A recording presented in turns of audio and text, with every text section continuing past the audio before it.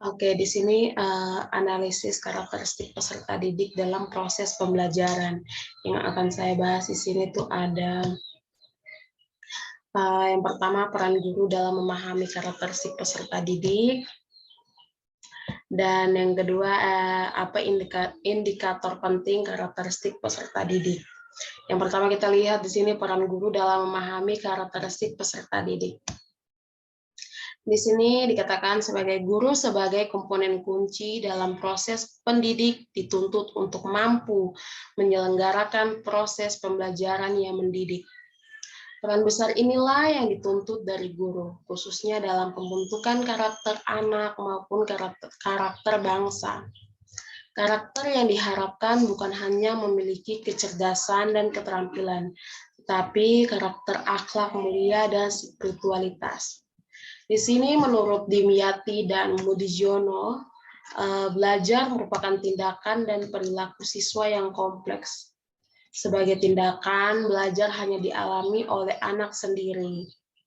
Proses belajar terjadi karena anak memperoleh pengalaman yang ada di lingkungan sekitarnya. Di sini ada hal-hal yang perlu diperhatikan dalam memahami karakteristik peserta didik.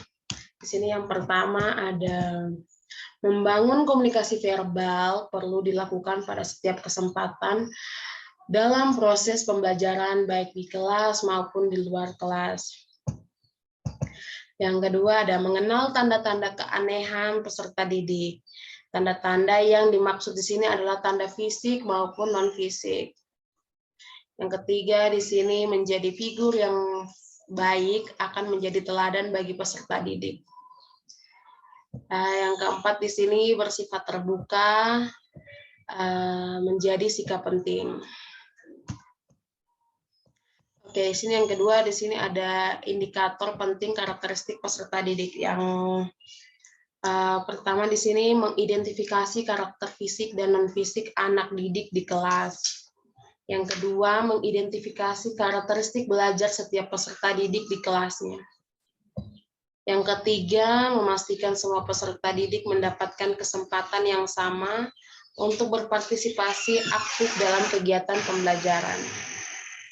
Yang keempat, mengatur kelas untuk memberikan kesempatan belajar yang sama pada semua peserta didik dengan kelainan fisik dan kemampuan belajar yang berbeda.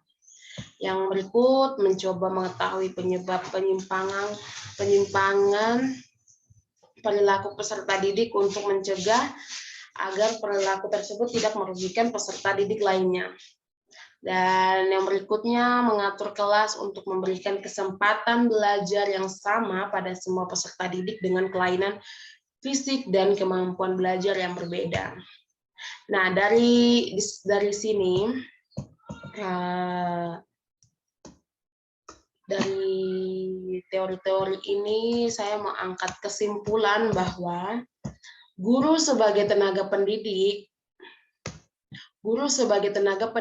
memiliki tanggung jawab besar terhadap dirinya, masyarakat, dan lingkungannya, atau di sini dunia pendidikan.